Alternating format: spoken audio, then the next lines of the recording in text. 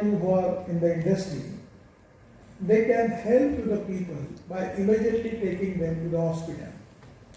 And even in some serious injuries, we can think about organ donation, that where we can even give life to the other people also, those who are facing crucial problems. So, emergency medical service, the CI can take the initiative that how we can give a qualitative emergency medical service where we can save the life of the people. And we have black spots, we have the statistic of where we have more accidents, and that particular dark area, if we can plan and take the initiative, that how we can do the medical help to the people and how we can save the life of the people is very important. The fourth thing is education. And this is to be the most important problem where we need your cooperation. Now we are opening driving training schools. I always requesting the automobile manufacturers, particularly for heavy machinery, that you should have a driving training course. We will authorize you from the Skill Development Ministry that if you can give a certificate. So by which you can train the people, that is very important. Some of the automobile engineering and manufacturing industry has taken initiative regarding driving training centers. We have the shortage of 22 lakh drivers in the country, and where we need to develop good training system for drivers. Now the present system is the conductor of the truck illegally understand and take the training from the driver, and he is becoming a driver now. Somewhere manners, etiquette, road safety approach, everything, we need to train him. For that reason, this type of training centers with the cooperation of NGOs, universities, education institutions, you can open.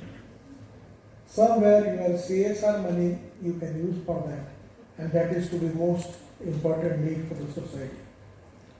The other important thing is creating awareness in the mind of the people. We have taken a lot of program. Yesterday in Bangalore, Sudhamurthy was there.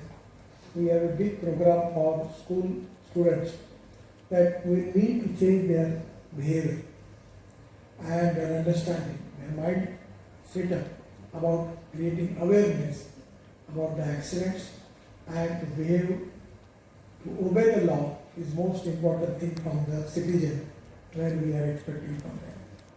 So there we need to change the human behavior. For this change, eyesight of your driver. So by your factory, by checking cataract and other things, eyesight, you can help him. Or government is giving a lot of grants that you can take that for them to the hospitals and taking operation and other things, by which you can improve the eyesight of the drivers. On the toll naka, we are donating, we are checking eyes of the drivers also, and eye camp are there. And for that reason, you can also organize the camps by which you can identify the drivers. The second important thing is the educational institution, universities, social organization. We need to have a big campaign for that. Actually, 3rd February, Amitabh Bachchan and myself, we have a one-day program in Mumbai. So we are involving celebrities, cricketers, all the people who can give the message of road safety to the people of the country. We need to have educate the small children, small students, because they are the citizen of the future, and it is easy to change their mind. For the big people to change their mind is a difficult task. So at least the institution and the corporate people like you, if you can organize the program of regarding creating awareness in the mind of the students and about the importance of it by some digital films and giving an example what type of losses the people who are facing because of accident, and if we can convince them the importance of the road safety, it can be helpful to change their human behavior. The other important thing is, particularly in the road transport, 40% of the air pollution is because of transport sector. So I don't know anything about air pollution, but it is equally important subject. But at the same time, with the road accidents, even we need to create awareness in the mind of the people. Now in my ministry we have a statistic wing, and they are giving me the report. And after accident, after 3 years, they registered action giving the report. I tell to my secretary, give them VRS and kick them out from the premises. I don't need this type of people here. So now today we have a system where after accident, the state government, special DG is appointed for that, and he has got the statistics of the road accidents. You can find out the black spots. Now I remember when I was minister in Mumbai, as a minister we have appointed a committee under the chairmanship of Mr. Tambe. He was previously secretary for the PWD. And there was a representative from police, RTO, transporter. And the name of the committee was Apaghat Nivaran Samiti. And that committee has given me the report of 2,500 black spots. And one of the black spots was Jaisinghpur bypass in Pune Kolhapur road. And the one spot, only one spot, there are 150 deaths. It was a curve because of political pressure. Some highway was diverted to somewhere, and because of that curve, 150 deaths of that. So we identify all these 2,500 black spots in Maharashtra, making budgetary provision for that, and we improve that. So is it possible for you that which are the black spots where maximum accidents are taken place? Might find out that accident spots and approach to the concerning agency.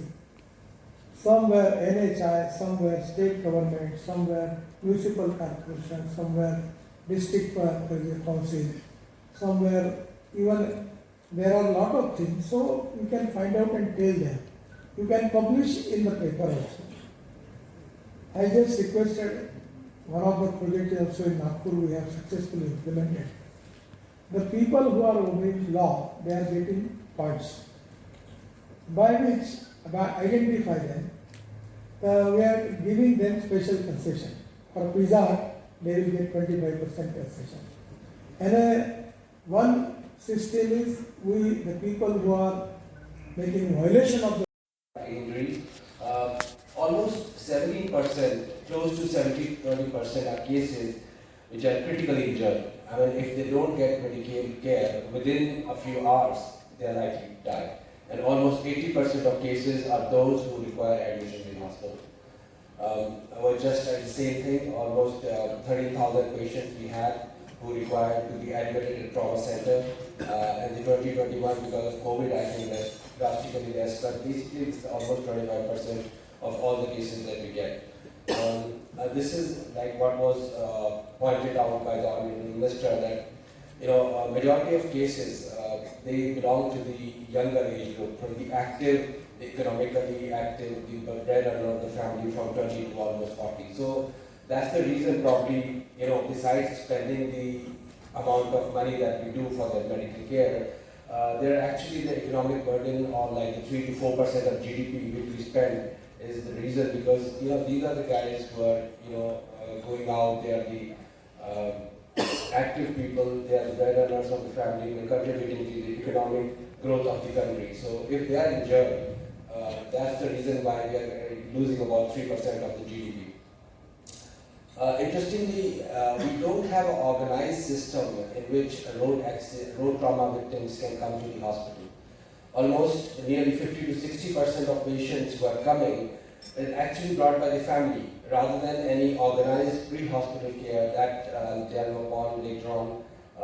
We don't have an organized system how we can take the patients from the road accident to the hospital. So we need to, the CII and citizens of the country, and any way we can contribute, we need to look at this data and come up with solutions for this. The other thing is that most of the accidents which are happening, after the accident, how the patients are coming to the hospital, it's not an ambulance, as you can see here. Do you have one here? So as you can see here, there is one. Yeah, so, as you can see here, almost most of the patients who are coming, they're coming in three-wheelers. I mean, there's no vehicle to bring a road accident victim. And only then, and then again, the P4 is actually the private vehicle, it's not an ambulance. Ambulance is actually way down at the third, and CATS is still a bit lower down. So most of the victims who are on the roads, they are coming to the hospital in a three-wheeler, an auto. Yeah? So, I mean, that's not the ideal situation for a country like India. Again, here you see, what we analyze is most of the patients who are injured are actually drivers, be it car or motor or two-wheeler. Most of the patients who are injured in road traffic accidents is a driver. Then this is expected that because in India, most of the people on the roads are males. So we have a very heavy dominance of males, and they are the ones who are driving the vehicles. Then again, if you see here, the vehicles which are involved in road accidents are actually two-wheelers. So maybe the Hero Motors CEO will take note of this, that most of the victims in road traffic accidents are actually two-wheelers, and then next is surprisingly an auto, a three-wheeler. And then only 6% of the accidents are happening in four-wheelers, motorized four-wheelers. Again, then drivers, like we have already said, that most of the injured patients who are coming are actually because of the two-wheeler accidents. Even the pillion rider and the passengers, again the same thing, pillion riders and passenger also, it's actually the two-wheelers who are getting injured more.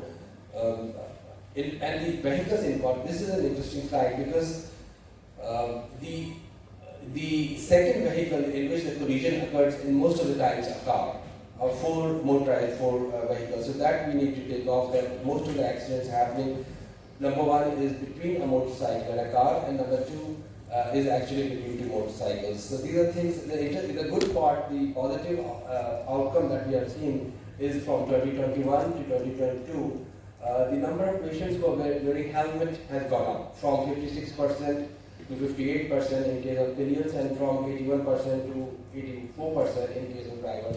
So that's a positive move and the trend which we have observed over years. However, if you look at the last slide, the last bar here, almost 40% of pillion riders still without helmets. That is something to be taken note of, because most of the accidents, the head injury can be prevented by helmets. So even now, there are people, pillion riders or passengers, almost 40%, which is a big number, they're still not wearing helmets. How the pedestrians are, this is just focused on pedestrians. They are not the ones who are using the vehicles, or the passengers or the drivers. Most of the pedestrians are getting injured either with a two-wheeler or a four-wheeler. So that's just one of the nuances that we looked at. This is a slide which shows that out of all the patients who were brought dead to the hospital, almost 82% of the patients were because of road accidents. So only 18% of patients who were brought dead to the hospital who could not reach the hospital in time for revival were because of non-road accidents. So almost 82% of the people who are brought dead to the hospital is because of road injuries. So that needs to be looked at. It's just an admission, a different thing. So injury is a preventable disease, and it produces a huge burden on family, society, and a nation. We need to drive safe, wear helmets and seat belts, and follow rules. So this is just the data that we have collected. A couple of things, if time permits, I would like to highlight here. That as a hospital and emergency care provider, what we have seen that there is practically a non-existing pre-hospital care system in our country. We don't have a dedicated set of workers, skilled workers who can pick up what we call them as pre-hospital workers, or emergency medical technicians. They're not really doctors or nurses, but even 12 plus or maybe graduates who can be trained to with the basic life support, and if need be maybe advanced life support, but they are dedicated to picking up victims, road injured victims from the road accidents and bringing them as early as possible to the hospital. Another thing that we can look at is that there is really a minimal existence of air ambulances in the country. So people from far off areas, underprivileged areas, hilly areas, inaccessible areas, they cannot be brought to the tertiary care centers for advanced treatment in a short period of time. And with respect to road injuries, it is actually the golden hours, or maybe a few golden hours that are important. That as soon as you can get the road traffic victim to the hospital, the sooner you get, the more chances of him or the patient, being resuscitated and giving a good quality of life. So time of essence, especially with respect to the road traffic injuries. We need to strengthen our CATS, the ambulance system, and probably we need to bring up more trauma centers at strategic points, especially highways. Now that we are, the roads are being developed at a great speed and we're expanding the national highways. Concomitantly, we need to look at the, building of trauma centers where these victims can be, taken to in a short time. Thank you very much. Thank you, Professor. Very interesting data you have shared with us, and particularly the three-wheelers. I think useful. May I now request Mr. T. Ramalingam, CTO, Ballard Alliance Operations, take on the stage.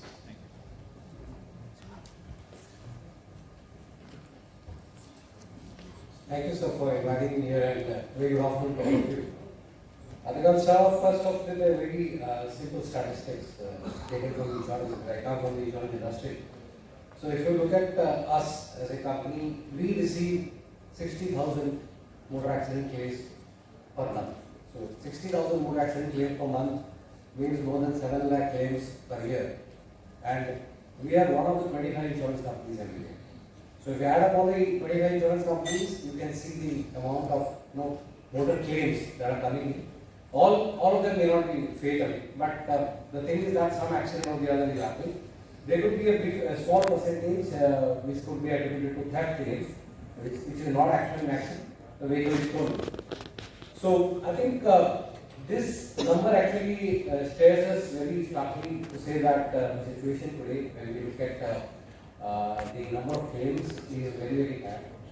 If you look at the same time when we had COVID, as against 60,000 claims, we had 6,000 claims or 7,000 claims. Because the vehicles were not there on the road at all. So obviously not many accidents happened at that point of time. And even during the second phase, which was basically 21-22, the claims just went up from maybe 6,000 a month to around 10,000, 11,000. But then thereafter, once the entire, the COVID pandemic got over, and suddenly you see that there has been a huge increase in the number of claims. And obviously, as a company and as a country, we only want to look at what are the global trends, what are the India trends. As far as the overall accidents is concerned, I think a lot of people have talked about some statistics. I will not go deeper into it. Just give you a couple of things where, when we look at the global trends, the WHO Global Status Report talks about that they wanted to create a decade of action for road safety in 2011 to 2020, where they wanted to halve the number of accidents. And only 10 countries were able to do it in the entire world. That included Japan, Denmark, Belarus, Russia, UAE, Venezuela. Again, now I think the task again is to see to it that from the decade 2021 to 2030, again there is a vision to see to it that how we can reduce the accident rate. What the Honorable Minister also was talking about, I think it's a very good vision that we also need to look at. And let's look at one of the factors that leads to these accidents. I think all of us are aware that overall the number of vehicles that have gone up substantially. The quality of roads we were discussing recently, there are challenges to it. Not every road has been built to specifications. Maybe till 2 years back, a lot of automobile companies compromised on the safety aspects, Now with the new norms coming in, we have the 6 airbags and things like that. I'm sure that the number of accidents should come down going forward, because now the safety norms are going to be strictly implemented. Rapid urbanization is also leading to a lot more accidents, because the spaces available are less, and the people are using, actually speeding their vehicles in a faster manner.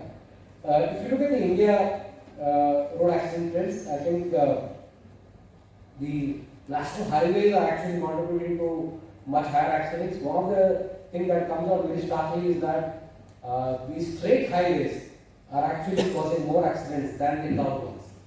Could be because when you are on a curved road, you are more alert, you are more attentive, rather than when you are going a straight road, which is going for, let's say, 70-80 kilometers, there are more turns. You tend to either take it easy, or you have this drowsiness issue, and that could be leading to a lot more accidents. What are the road environment factors that we all know? The road features, the road junctions. These days, a lot of construction work is going on, be it the metro or the flyovers and things like that. A lot of equipments are also kept in the night, and people who don't really are attentive, they tend to end up having those kind of accidents. Poor lighting, weather conditions, as we saw recently during the Chennai floods, the flood water was there up to 6 feet, 7 feet, and I think many of the vehicles were actually submerged in water. Stray animals, I think that's one another big problem. Even if you go on the rest of the expressways, you always have these issues of a stray dog or a stray cattle coming on the way, which is leading to a lot many accidents. Then coming to the human factors, obviously, violation of traffic. I think all of us talked about it. I think the civic sense. I think India needs to really pull up on that particular aspect. It could be because of a lot of education that needs to be done, a lot of training. I think even the celebrities taking up this cause. What we have seen is that all these things are there for a limited period. We as a company, 2 years back, also distributed nearly 2,000 helmets in Pune, because Pune has got a lot of two-wheelers and a lot of accidents happen in two-wheelers. But has the accident really come down because of that? It's not there. I mean, during that period, maybe a couple of months things improved. But today, I think the implementation of rules is also one of the things. Helmet is compulsory as per the Act, but the lack of action being taken against those offenders is also leading to all these kinds of accidents. If you look at it, 45% of the victims today are the two-wheelers. The two-wheelers, because they tend to try to overspeed, they try to go ahead of it with much heavier vehicle like a truck and things like that. Could be leading to a lot of accidents. And the other striking fact is the pedestrians. Nearly 20% of the people who die are actually the pedestrians. And I think what Dr. also showed in the statistics talked about a lot of pedestrians also getting hit getting hit in this accident. 62% of the drivers and 38% of the passengers getting hit by this accident, injured or fatal. Because now the expressways have become very good, the cars are speeding in a very high speed, that's leading to a lot more fatalities. So even when we look at our own data, the death claims have actually gone up by nearly 30 to 40%. And injury claims have actually come down. So what were earlier injury claims are now getting converted into death claims. So that's a very, very apparent situation that we are having today, where the number of deaths are going up. And as we saw, the young people in the age between 18 to 35 are the ones who are the most impacted. That's where the deaths are happening. Coming on to the 4 E's, I think we talked about, I will just touch upon a couple of things. The engineering part, the engineering solutions and enabling technology, how we can improve the safety. One is the reactive part, which is when we react to a collision. So basically, if you look at the two-wheelers, mandatory use of helmets in cars, the safety belts and airbags and things like that, where we say it's basically reacting to a pollution.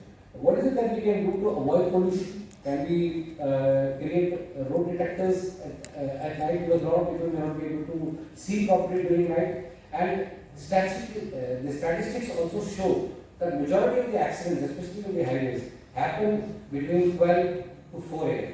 And that's the dangerous hour where even in our own statistics, when we look at our own claims data, we see many of the accidents that happen actually happen between this time 12 to 4, when people maybe feel drowsy, they maybe lose their concentration, and that leads to these kind of fatal accidents. When we look at the education part, and that is we all talk about the education to be given in schools, universities, and things like that. What are the things that we can do, especially in the black spots? Because in many of the black spots we have seen big hoardings that talk about to be careful in these areas because of the huge number of accidents.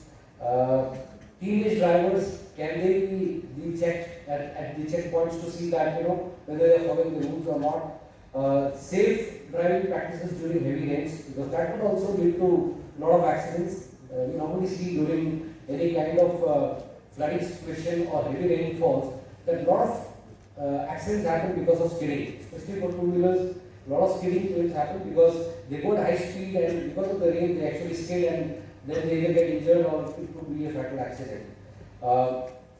Housing societies can also kind of put a strict stipulation where they don't allow scooters or motorcycles to come inside the society without helmets. So in our own company, where we don't allow any outsider coming on a two-wheeler, if he's not wearing a helmet, he's not allowed to come inside. So maybe these are some of the things that we can try and see if we can try to ensure that the number of accidents can be reduced.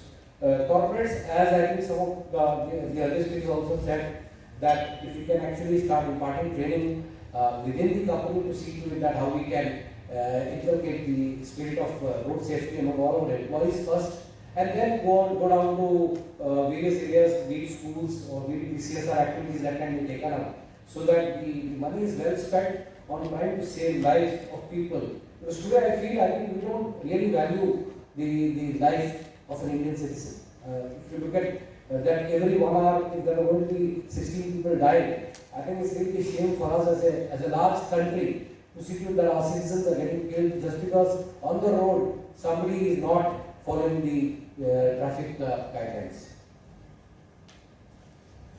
Coming on to the enforcement and compliance, I think